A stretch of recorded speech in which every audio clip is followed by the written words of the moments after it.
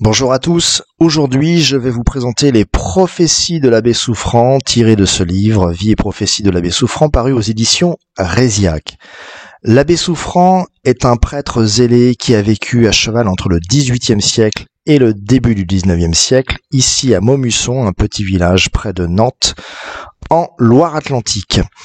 Ce prêtre a fait des prophéties en pagaille, il avait un don de clairvoyance extraordinaire et donc je vais vous présenter ces prophéties en vous invitant à discerner avec moi, puisqu'il y a une allusion notamment à la fin d'une de ces prophéties qui est troublante. Je commence donc les prophéties en allant directement à l'essentiel, en allant directement sur ce qui nous intéresse aujourd'hui, sur les événements de notre temps, et non pas en m'arrêtant sur ce qui a déjà été prophétisé par le passé et qui s'est effectivement réalisé, notamment le règne de Napoléon. La venue de ce grand monarque sera très proche lorsque le nombre de légitimistes restés vraiment fidèles sera tellement petit qu'à vrai dire on les comptera. Et donc là, ça nous annonce l'arrivée de ce grand personnage, le grand monarque, qui est maintes fois répété dans ses prophéties, qui a une place centrale dans le tableau prophétique, et qui nous dit qu'il arrivera lorsque le nombre de royalistes sera tellement petit qu'on les comptera. L'année des deux printemps, la République mourra dans l'opprobre général. Et donc, cela veut dire que la guerre civile va arriver, donc, un printemps, ce qui est annoncé par les prophéties de Marie-Julie Jahenny, où elle parle même d'un 24 mai, sans citer exactement ce qui va se passer. Et donc, je vous invite à discerner avec moi, attention, dès le printemps prochain, à ce qui va arriver. Nous perdrons toutes nos colonies. Donc, quand on se replace au contexte de cette prophétie, donc au XVIIIe siècle, effectivement, c'est fait, notamment toutes les colonies africaines. Mais elles nous reviendront toutes et quelques autres en plus. Et donc là, ça nous présente l'idée que le royaume de France va redevenir ce qu'il était dans le temps, voire même qu'il va s'agrandir avec d'autres pays qui vont rejoindre et épouser la future France, la nouvelle France, sous le règne de ce grand monarque annoncé. Un général, petit noble de la Loire inférieure, jouera un rôle important pour le rétablissement du grand monarque. Il le ramènera. Et donc, la Loire inférieure, c'est un département qui n'existe plus aujourd'hui, du moins son nom, c'est aujourd'hui l'équivalent à peu près de la Loire-Atlantique. Donc, toujours pareil, c'est le secteur de Nantes et les environs. Donc, un homme ici doit surgir pour rétablir le grand monarque. Je continue. Avant le grand monarque, donc ça nous annonce la guerre civile, des malheurs terribles doivent arriver. Le sang coulera par torrent dans le nord et le midi. L'ouest sera épargné à cause de sa foi. Mais le sang coulera tellement au nord et au midi que je le vois couler comme la pluie dans un jour de grand orage, et je vois les chevaux ayant du sang jusqu'aux sangles. C'est principalement dans les villes que le sang coulera. Donc là, ça nous annonce clairement les ravages de la guerre civile, essentiellement au nord et au midi, mais ce sera un carnage car le sang y coulera abondamment, notamment dans les villes. Et là, l'abbé Souffrant insiste régulièrement sur ces lieux, les villes où ce sera le chaos. Plus le chaos qu'à la campagne. La religion sera persécutée, les ministres seront obligés de se cacher au moins momentanément. Donc les ministres, évidemment, ce sont les ministres de Dieu, les prêtres, et pas les ministres du gouvernement actuel. Les églises seront fermées encore pendant un peu de temps. Donc là, ça nous annonce la destruction de Paris. Paris sera détruit, tellement détruit que la charrue y passera. Alors entre le cri « tout est perdu et tout est sauvé », il n'y aura pour ainsi dire pas d'intervalle. Dans ces événements, les bons n'auront rien à faire car les mauvais se disputeront entre eux et s'entretueront. Eh bien ça, c'est annoncé aussi par d'autres mystiques. La destruction de Paris, je n'y reviens pas. Je vais éventuellement vous mettre le lien sur la vidéo de Mélanie Calva qui annonce également la destruction de Paris. J'insiste sur le fait que l'abbé Souffrant nous conseille de ne rien faire, de rester chez nous durant la guerre civile, de prier, d'attendre patiemment que le grand monarque se manifeste en gardant une vie de prière.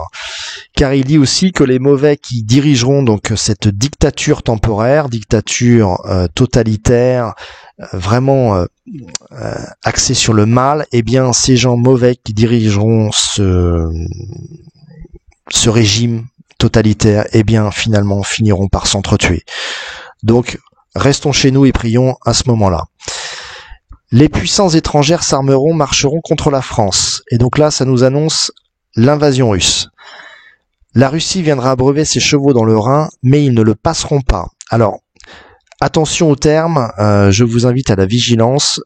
Évidemment, les automobiles et les chars n'existaient pas au temps de l'abbé Souffrant, et donc quand il parle de chevaux, c'était le moyen de déplacement à l'époque, et donc évidemment, je vois mal l'armée russe envahir l'Europe avec des chevaux. Ça n'est pas crédible. En revanche, que ce mot désigne peut-être des blindés, des moyens de déplacement modernes, c'est plutôt probable. Les généraux français déposeront les armes dès que le grand monarque se sera montré. Donc ça nous annonce clairement que l'armée française sera dans une situation chaotique, mais que le grand monarque va prendre les rênes et que c'est lui qui va commander et qui chassera l'armée russe. Je vais y revenir. Donc, allusion au grand monarque, il est de la branche aînée des Bourbons et il est issu de la branche d'un rameau coupé. Il ne fera que prendre la couronne pour la placer sur la tête de son héritier direct. Donc, ça nous annonce clairement que c'est un descendant de Louis XVI, du roi martyr, c'est annoncé un petit peu plus loin, et donc que Louis XVII, qui a été annoncé comme mort à la prison du Temple le 8 juin 1795, eh bien finalement, non, il n'est pas mort à la prison du Temple le 8 juin 1795.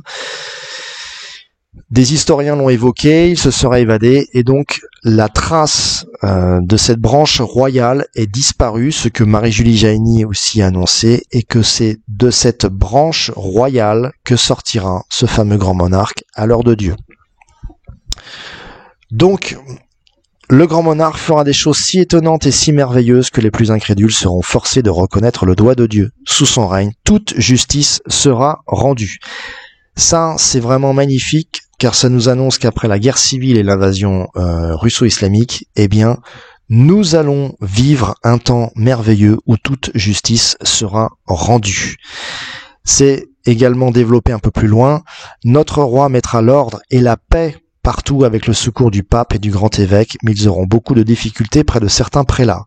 Donc, retour de la paix, et surtout conflit interne dans l'église avec certains prêtres, certains religieux qui seront contre ce roi. Marie-Julie Jahenny a dit à peu près la même chose. Je n'y reviens pas. Ce monarque réformera tout, fera un code nouveau, fera une nouvelle noblesse, et tous ses actes seront si parfaits que tous les autres souverains lui seront comme soumis. Donc ce sera lui le big boss. En gros, ce sera le roi, comme au temps des rois de France. Quand on parlait du roi, on parlait du roi de France, et quand on parlait des autres rois, on citait qui, le roi de Navarre par exemple, ou le roi de je sais pas quoi, mais quand on parlait du roi, c'était le roi de France. Eh bien, il aura toujours cette position centrale, car ce sera lui, l'homme le plus puissant au monde. Il sera aussi puissant que le pape, le grand pape qui doit venir. Il aura une magnifique puissance, il n'y aura pour ainsi dire que deux empires en Europe, l'Empire d'Orient et l'Empire d'Occident. Sous le grand monarque, la religion sera honorée et Dieu sera glorifié comme il ne l'a pas été depuis des siècles. La religion, c'est évidemment la religion catholique, dont l'abbé Souffrant était prêtre. La Russie se convertira et elle aidera la France à rendre la paix et la tranquillité au monde entier. Et donc là, c'est très important. Ça nous annonce encore une fois, de même que Marie-Julie Jahenny l'a suggéré, que la Russie va entrer en guerre contre la France, ce qui est déjà un peu fait sur le terrain avec l'Ukraine, où la France livre des armes à l'Ukraine et contre la Russie, mais que à la fin de cette guerre, qui verrait la défaite de la Russie lors de son invasion en Europe, eh bien, la France et la Russie deviendront comme deux sœurs, où l'esprit chrétien reprendra sa grande vigueur. Sous le grand monarque, ceux qui possèdent des biens volés seront les premiers à les rendre. Les biens nationaux seront ôtés à leurs acquéreurs. Et donc là, c'est clair, les privatisations de châteaux de la Loire, etc., tout ça terminé. Le grand monarque fera en sorte que les biens volés seront redonnés à leurs propriétaires. Et ça, c'est vraiment un signe extraordinaire. C'est contre l'époque moderne où les délinquants ne sont quasiment jamais punis de leurs actes, où on laisse faire. Et donc, le grand monarque va remettre de l'ordre et, comme annoncé ici, la justice sera rendue partout. Les malheurs prédits plus haut seront la suite de nos crimes. Si, comme Dieu le désire, nous rentrons dans ses voies et celles de l'Église, nos maux seront allégés. Donc c'est un appel à la conversion. C'est à cause de cela que l'Ouest a trouvé grâce devant Dieu en vue de sa foi. Aussi sera-t-elle épargnée durant ces événements. Donc ça nous annonce encore une fois le refuge de l'Ouest, car la foi chrétienne y est enracinée, même si elle est de moins en moins vive, elle y est enracinée. Dieu se servira du grand monarque pour exterminer toutes les sectes hérétiques, toutes les superstitions des gentils et répandre de concert avec le Pontife Saint la religion catholique dans tout l'univers, excepté dans la Palestine, pays de malédiction. Et donc ce grand monarque aura une puissance énorme sur le monde entier, avec un rôle politique majeur, et il rétablira la doctrine catholique partout, sauf apparemment en Palestine. Bon, pourquoi, comment, quand on voit l'embrasement du Moyen-Orient à la moindre occasion, bon, on sait que c'est un foyer d'instabilité politique majeure. Nous verrons dans le futur ce que cela deviendra. Après la crise, donc après la guerre civile et l'invasion russo-islamique, il y aura un concile général, malgré quelques oppositions faites par le clergé lui-même. Donc, nouvelle allusion à une rébellion de religieux contre, on va dire, le rétablissement de la Sainte Doctrine, avec un concile général, donc un Vatican III, porté par un grand pape. Donc il y est fait allusion ici. Ensuite, il n'y aura qu'un seul troupeau et un seul pasteur, parce que tous les infidèles et les hérétiques, mais pas les juifs dont la masse ne se convertira qu'après la mort de la bête, donc allusion à l'Antéchrist, entreront dans l'église catholique, l'église latine, dont le triomphe se continuera jusqu'à la destruction, la persécution de l'Antéchrist. Donc ça nous annonce la conversion des musulmans, ça nous annonce aussi la conversion des hérétiques, les athées, mais aussi les francs-maçons, donc parce qu'il y a aussi fait allusion ici de manière subtile en parlant des sectes hérétiques, mais aussi il est fait allusion à l'arrivée de l'Antéchrist qui arrivera bien après le règne du grand monarque, même si quelques-uns en doutent parmi vous. Et il est fait aussi allusion à la conversion des Juifs, mais après la mort de l'Antéchrist. Donc voilà à peu près le tableau prophétique. Il existe plusieurs copies des prophéties de l'abbé Souffrant, parce qu'en fait il recevait régulièrement chez lui des personnes qui venaient le voir pour prendre des conseils auprès de lui. Et durant des soirées où il était allusion à ses visions célestes, à ses visions d'avenir, des gens prenaient des notes, et donc c'est pour ça qu'il existe une multitude de copies de ces prophéties. Donc je vais vous en détailler une autre si vous le souhaitez, qui dit à peu près la même chose dans d'autres termes. Vers la fin du règne de l'usurpateur, le pape mourra et il aura pour successeur un jeune pape, et ce sera sous lui que la restauration aura lieu. Donc, étant donné l'âge du pape François, ça n'est pas encore pour tout de suite, la restauration ne devrait pas avoir lieu dans les prochains mois. Tant que le pape François est encore au Vatican, à la tête du trône de pierre, il ne faut pas espérer l'arrivée du grand monarque pour rétablir la monarchie. Quelque temps avant de cette restauration, il faudra soutenir une guerre étrangère.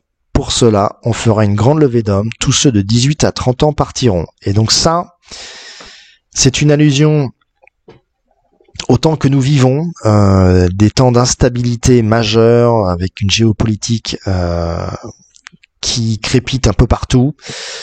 L'USA, Chine, Ukraine, Russie, la Corée du Sud contre la Corée du Nord, le Moyen-Orient qui peut s'embraser à tout moment. Bon, bref, il faut craindre une grande levée d'hommes de 18 à 30 ans, selon l'abbé Souffrant, car ce sera un petit peu avant la restauration, donc le rétablissement d'une monarchie chrétienne en France. nous verrons.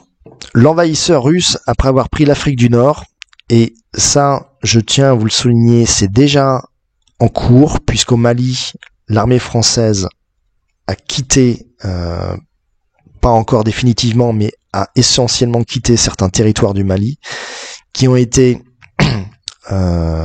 repris par des djihadistes, mais l'armée russe est en train d'y implanter ses pions par des milices privées. C'est un sujet un peu technique, ça n'est pas le sujet de cette vidéo, je ne vais pas détailler. Mais sachez que la Russie est en train de placer ses pions en Afrique et les experts dans ce domaine savent très bien que j'ai raison et surtout que cette prophétie l'annonce et qu'elle est en cours de réalisation. L'envahisseur russe viendra par l'Italie, où il y aura une énorme guerre civile aussi là-bas, beaucoup plus longue qu'en France. Le roi sera parti par une porte et le pape partira par la porte opposée. Donc ça nous annonce que le roi sera en France au moment où éclatera les grands événements, donc peut-être la guerre civile, et qu'il s'enfuira ailleurs. Le pape, pareil. Le pape viendra se réfugier, chassé de toutes parts, dans son séminaire dans l'ouest de la France, qu'il refera avec le grand évêque, qu'il y trouvera, et le grand roi que Dieu nous réserve, donc qui sera revenu, descendant du roi martyr, et qui ne s'en doute pas, et cette allusion est très importante, car cela veut dire que ce fameux grand monarque, qui est déjà né, qui est déjà actuellement en train de vivre dans l'anonymat en France, ne se doute pas de qui il est, de sa mission grandiose de rétablir la paix dans le monde dans les années futures. En ce temps-là, un moine aura la paix dans son nom et dans son cœur, sera en prière. Il aura la même mission que celle de Sainte Jeanne d'Arc. Bon. L'envahisseur voudra tout massacrer sur son passage, mais il n'en aura pas le temps. Et donc là, pour tous ceux qui présentent la Russie comme étant le gentil dans les affaires internationales actuelles, eh bien sachez que l'abbé Souffrant, et je vous invite à discerner dessus, l'abbé Souffrant est très clair. Quand les Russes vont arriver, ils vont vouloir tout massacrer, mais ils n'en auront pas le temps. Donc, eu égard à certains commentaires qui disent qu'ils verront l'armée russe arriver, qu'ils sortiront le champagne et qu'ils seront contents de les voir, eh bien, je vous garantis que ce ne sera pas le cas, puisqu'ils vous tueront, qu'importe vos convictions. Ils massacreront tout sur leur passage. Voilà, j'espère que c'est clair. D'ailleurs, voici donc la carte de l'invasion, également présente dans les prophéties de l'abbé Souffrant, puisqu'il dit que l'envahisseur viendra jusqu'à la ligne du Havre à Bordeaux. Voilà, et c'est en parfaite cohérence avec les prophéties de Marie-Julie Jahenny. Cependant, à Lyon, les eaux du Rhône seront rouges de sang humain et beaucoup de grandes villes périront. Donc c'est encore une fois ce qu'indique l'essentiel des mystiques. À Lyon, ça va être un carnage durant la guerre civile, mais aussi durant l'invasion russe, et que certaines grandes villes périront. Donc, je les rappelle rapidement, Paris sera détruit, donc le chaos par la guerre civile, puis un bombardement russe sur la grande ville de Paris, qui la verra périr par le feu. Marseille sera engloutie par un tsunami provoqué par une bombe sous-marine, et Bordeaux sera a priori mise à mal par une explosion, mais aussi par des épidémies. Bon. Paris sera brûlé, mais le cœur de Paris sera sauvé à cause de ses pieuses femmes et de ses montagnes saintes. Bon, il est annoncé dans une autre prophétie que je ne vous ai jamais présentée, que la rue du Bac pourrait être protégée. Et ça n'est pas un hasard, puisque c'est aussi un lieu d'apparition de la Sainte Vierge Marie, en 1830, notamment à Sainte-Catherine-la-Bourrée. Si vous tirez une ligne du Havre à Bordeaux, on peut dire que l'envahisseur viendra jusque-là. Donc, je viens de vous présenter la carte, je n'y reviens pas. En même temps que l'envahisseur, nous aurons une grande révolution. Et donc, cette phrase est vraiment importante, car elle nous dit que la guerre civile se chevauchera à l'invasion russe. Ça veut dire quoi? Ça veut dire que quand tout va dégénérer à Paris, eh bien, sachez que dans les jours qui suivront, l'invasion russe déferlera. Donc, si vous habitez une grande ville, que vous n'avez pas les moyens matériels et financiers de fuir pour le moment, eh bien, sachez qu'à partir du moment où vous verrez le chaos s'installer à Paris, il faudra absolument fuir les grandes villes. C'est annoncé à plusieurs reprises dans les prophéties de l'abbé Souffrant. C'est un conseil que je vous donne. Prévoyez cette fuite et prévoyez un refuge, de préférence à la campagne, dans les zones en bleu de la carte que je viens de vous présenter, si possible, mais surtout, placez-vous sous la protection de la Sainte Vierge Marie et du Seigneur Jésus-Christ. Consacrez-vous à eux. Priez votre ange gardien en ces temps-là. Ils vous guideront pour vous sauver la peau. Toutes les forces du gouvernement étant prises par cette puissance étrangère, l'intérieur de la France se révoltera. Donc annonce de la guerre civile et de ses causes. La crise civile sera dirigée surtout contre la religion. Le choc sera terrible. On se battra du midi au nord pendant plusieurs semaines, et les 15 derniers jours, jour et nuit. Pendant la crise, ce ne sera pas longue, mais il paiera plus d'hommes en ce peu de temps qu'en 93. Donc allusion à 1793, où des centaines de milliers de personnes françaises sont mortes, donc par la guillotine ou à la baïonnette. Notamment dans l'ouest de la France, en Vendée, où ce fut un génocide total. Elle se fera sentir surtout dans les grandes villes. Donc, encore une fois, nouveau conseil, fuyez les grandes villes quand tout va dégénérer en révolution. Encore une fois, ça nous annonce surtout que la guerre civile sera contre la religion, mais la religion chrétienne. Il ne l'a pas précisé parce que c'était évident du temps de son époque. Les autres religions n'existaient pas à l'époque de ses prédictions. Donc l'abbé Souffrant dit bien que la guerre civile va durer plusieurs semaines, qu'elle se chevauchera à l'invasion russo-islamique, et surtout qu'il faut rester dans une vie de prière. Il a fait allusion à plusieurs reprises. Encore un petit peu plus loin, je vais y revenir. Les puissances, voyant ce désordre en France, s'armeront non en faveur de la légitimité, mais dans le but de se partager la France, car l'Angleterre trahira. Bon, Marie-Julie Jaïny parle également d'une trahison de l'Angleterre. L'empereur de Russie viendra jusqu'au Rhin, là une main invisible l'arrêtera, il reconnaîtra le doigt de Dieu, il se fera catholique. Et donc là, ça nous annonce la conversion de l'empereur de Russie. Est-ce que c'est Vladimir Poutine? Je n'en sais rien. Nous verrons bien dans les prochains mois ou les prochaines années. Mais en tout état de cause, cette conversion va être le déclenchement du début du retour de la Russie vers le christianisme. À ce moment, on croira tout perdu et tout sera gagné, car on se tournera du côté de Dieu, n'attendant le secours que de lui seul. Le ciel se déclarera en faveur de la France, elle remportera la victoire, mais celle-ci sera attribuée au Seigneur et non aux hommes. La chose sera tellement surprenante que le plus vulgaire criera au miracle, et alors aura lieu la restauration. Donc il va y avoir un événement grandiose, peut-être une manifestation surnaturelle énorme, qui stoppera l'invasion russe, qui retournera les cœurs et qui redonnera la confiance. Il y a même un espace, une allusion temporelle énorme qui est annoncée ici. Donc le grand monarque nous sauvera et l'espoir renaîtra, le temps de virer une galette. C'est-à-dire que ça, d'une seconde à l'autre, tout va changer.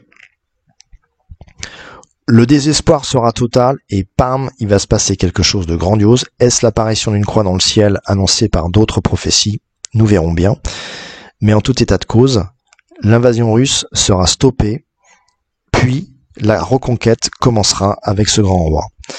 À ce moment-là, notre grand roi se lèvera, suivi par le descendant des Chouans, aidé par le grand évêque de l'Ouest. Donc apparition de deux autres personnages proches du grand monarque. On entendra trois cris, vive la République, donc c'est fait, vive l'empereur, donc Napoléon, c'est fait, vive le grand roi que Dieu nous envoie, donc c'est à venir. Cela se saura, je ne sais comment, mais à la vitesse de l'éclair, ces choses arriveront quand on parlera et que l'on ira d'un bout à l'autre de la terre. Eh bien ça, c'est les temps modernes que nous vivons. Par Internet, nous pouvons nous parler d'un bout à l'autre de la terre. Nous pouvons aussi voyager très rapidement. Et donc, les événements annoncés ne devraient pas tarder. C'est une question de bon sens. Donc le grand monarque et ses alliés chasseront l'envahisseur par-delà les frontières, car Dieu aura retourné les cœurs. Le roi, celui que l'on aura dit être félon, donc une allusion à la Belgique, sauvera son peuple malgré lui et alliera ses lions aux lys. Et donc, est-ce que ce roi aura vécu une partie de sa vie en Belgique? Aucune idée. Mais cette allusion est intéressante parce qu'il aura des liens avec la Belgique. Donc je tenais à vous le préciser. Il y aura tant d'hommes russes tués qu'on ne saura que faire de tous. C'est-à-dire que l'invasion russe va s'épuiser en France, mais ils vont tellement se prendre une branlée militaire, permettez-moi l'expression, que le nombre de soldats russes sera énorme et qu'on ne pourra même pas les enterrer. C'est une allusion intéressante parce que de la part d'un prêtre, mourir sans sépulture avait une signification à l'époque. Aujourd'hui, c'est moins le cas, mais à l'époque, pour que l'abbé Souffrant le souligne, ça mérite d'être précisé. Il y aura une grande épidémie dans le centre de l'Europe.